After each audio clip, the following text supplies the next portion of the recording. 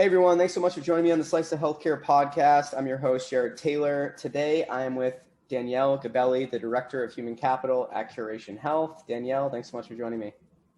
Thanks for having me. Absolutely. I'm excited because we are talking about a topic that I think everyone on the planet right now would love to kind of hear some more insights about. And that is basically hiring in a post-pandemic world and managing a remote workforce. And just out of general curiosity myself, I think the conversation is going to flow really well because we're never going to have nothing to talk about. So I'd first love if you could share a little bit about your background so people can kind of learn a little bit about you, and then maybe just quickly a tidbit about what your role looks like at Curation Health, and then we can talk about the key topics today. So I have 25 plus years experience in recruiting and HR. So I've been an executive director for the past 8 years before I came to Curation and managed talent, benefits, HR, all the good stuff, all in a remote world. So I'm probably the best person to talk to you about this right now. And so with Curation, I've been here since April, and I'm the Director of Human Capital, which is a real fancy way of saying I'm in charge of HR and talent. So in this wonderful remote world. And you had, I think this is important to note. So you mentioned you've always really focused on remote. What do you like? Because I think there's pros and cons to it still, right? What do you like, without getting in trouble too, because we want to still promote the remote work, but what do you like about remote work, and what do you personally dislike about it? And maybe put the human capital lens on it about how that affects people that work with you. So personally, I'm an extrovert. Okay, so I actually draw my energy from people. But it's funny because me in an office, which my group in Springfield can, when they watch this, they'll laugh. When I would go visit, I was all over the place. Nobody got anything done because I'm an extrovert. So when I'm in the office and in front of people, I'm, more involved with people.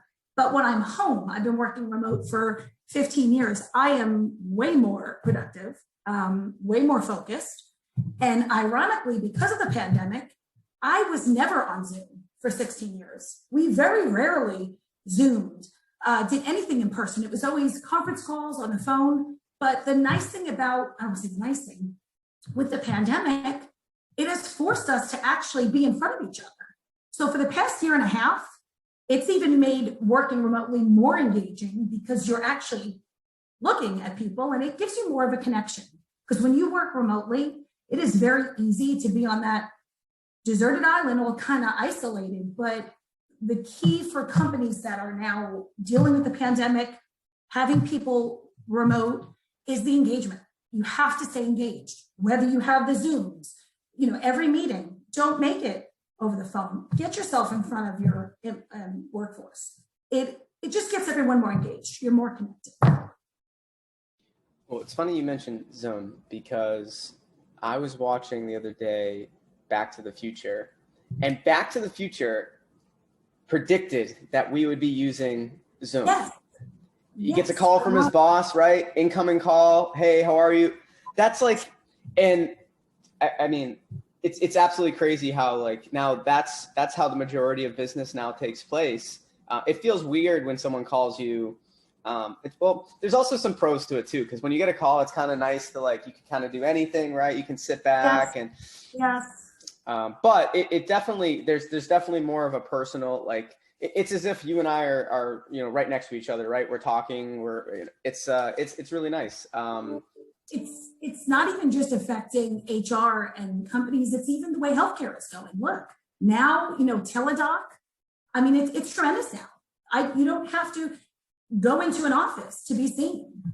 Therapists are now Zooming. So it's really changing. It's altering the way we just manage care, period, whether it's in the office or actually doctors, providing services. Let's talk about remote workforce in healthcare specifically, right? Healthcare, heavily regulated industry.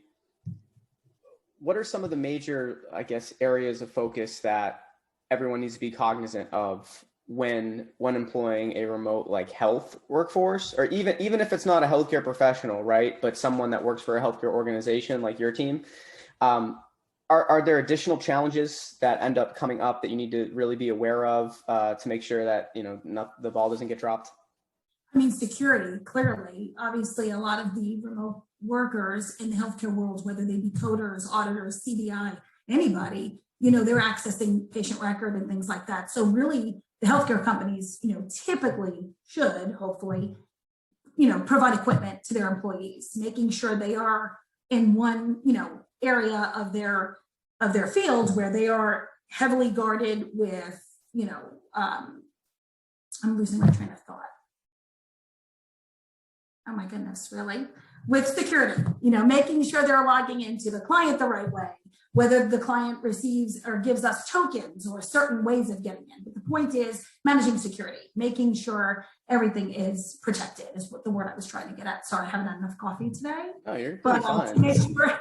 To make sure you're protected, because the clients rely on us, you know, protecting them and our coworkers. These episodes are about, this is as if you and I are just having a conversation in a meeting, right? And no worries. It was, but one of the things I really focus in on, right? Because I've had to deal with this for one of the companies I'm with. Is one of the challenges is when you're a fully remote workforce and you have people from many different states. It's easy once they're already set up in a state, right? You already have everything ready to go. Now, I know there's softwares that are trying to continuously make this easier. I still don't think we're fully there yet, but maybe things will change. I could be wrong, but maybe things will continue to get better, right? As a result of, I would say we're at the bare minimum, we're a hybrid, you know, the US at least is very hybrid workforce focused, right? It will no longer be strictly office every single day. No, I mean, it's, you know, obviously the healthcare world has picked up, you know, with hospitals closing and surge centers closing, the work, you know, a year ago, we were furloughing people. I mean, it was pretty bad. But now, yes, as everything opens up, yeah, I mean, people have to just, you know, the companies have to just be careful and make sure if they are going to bring their people back in the office, they're taking the same precautions as they would if they're remote. You know, business as usual, whether you're in the hospital facility or home, making sure your employees understand security. You know, nowadays it's no one's safe. And, you know, really just making sure that at the end of the day, if your people are remote, continuing that relationship with them and making sure they have everything they need at home to do their job, whether they're in the office or not. But I think what people are realizing, I was reading a few articles, I'm always reading articles, but, you know, a lot of companies are keeping people home because they're realizing the production that they're getting out of these employees with the work-life balance and being able to manage their lives from a remote, you know, stance. So it's interesting to see how many companies are actually keeping people home. How important do you think it is to put together like either retreats or some sort of in-person annual or semi-annual type? I don't know what the kind of time structure should be, right? Should it be every quarter? Should it be every, you know, twice a year? Should it be once a year? Do you think that's important, or do you think that if this is structured right, you can kind of do without that?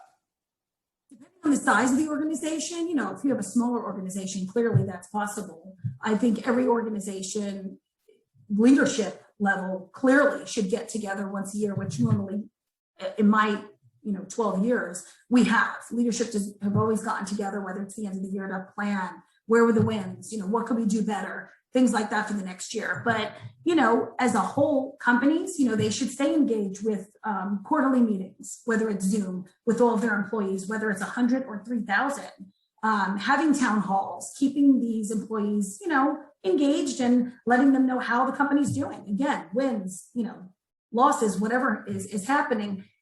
When the employees are remote, it's very easy to lose them. So the key really is the engagement, sending out surveys, you know, quarterly. Hey, you know, how are you feeling? What are we doing right? What are we doing wrong? It just helps because it is very easy to lose that engagement piece. I'm pretty passionate about it because it's important, you know, very. Absolutely. Well, when we're looking at putting together a remote workforce, can you give us any, without giving us any too many secrets, but what does a good process look like? Like, can you talk us through maybe you identify the need, you post the job opportunity. What does kind of your process look like, at least that you're willing to share, right? But like, I'd love to kind of put that together from, initial posting to offer letter and they're signing on board. Yeah, so, obviously there's a need. So then I, have an intake call with that manager. Even if the need is something that we always have open, you never know. There could be a little area of change, whether the client is expecting this or that or something less or more. And then after that intake, I post it. I have an applicant tracking system. I post it on there. I am heavily involved in social media. I network with thousands of coders daily and thousands of HIM professionals, which really is how I become successful in that area. And so I blast, as I call it, my openings out, get the applicants coming in. And in our industry, we employ engineers and, dabbling into other areas, we provide an assessment. So I would screen them. After I screen them and think this person's viable, I will set them up with the hiring manager. They talk to them. They think they're viable. We do some type of assessment. And then after that assessment, if things work out, we do a final interview with leadership. We like for that person possibly coming on board to understand, hey, here's HR, here's a hiring manager, here's somebody from leadership, kind of do that culture fit. And then if things work out, we make an offer. And all of that gets done from our homes. We have the help of DocuSign and all that fun stuff that will make sure, we talk about security, make sure their information is safe. We're not going back and forth with email and specific information. All of that is somewhere that they can enter themselves. And then we start onboarding. So usually, it takes about 2 weeks by the time they've accepted, given their notice. They start 2 to 3 weeks, sometimes a month. The engineering side, it's a little different. It's a little bit longer to find talent. Right now, the engineering, healthcare engineering, well, engineering in general, the unemployment rate is 2%. That market is tight. And so, yeah, that sometimes is a little longer process because you're vetting candidates way longer than maybe in other positions. But it's usually pretty seamless and it works out pretty well.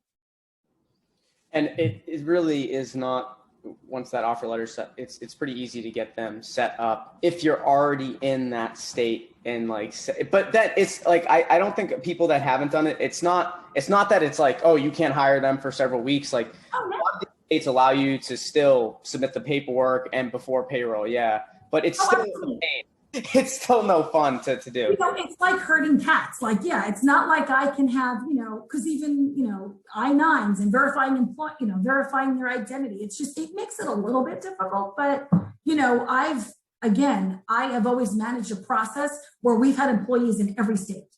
So it's like I'm in the office. It's a little bit more managing and a process, but it's doable.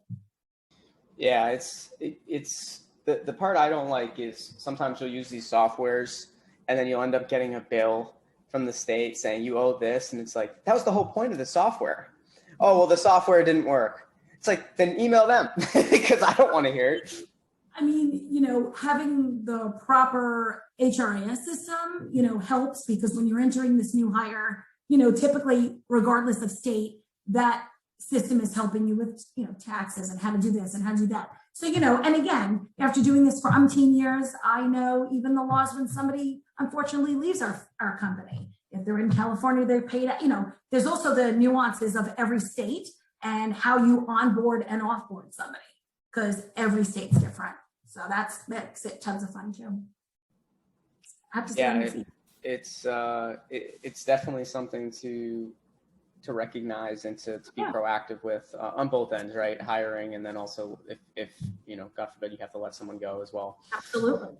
You always have to think twice. You can't just say, you have to go through the proper channels, but yeah, you then have to go, wait, they live in, Montana. We have to do this, this, and this. So, it takes a little bit extra than if you have all your employees in one state, the state laws, you're good to go. It's a little different when you've got people everywhere, which we do.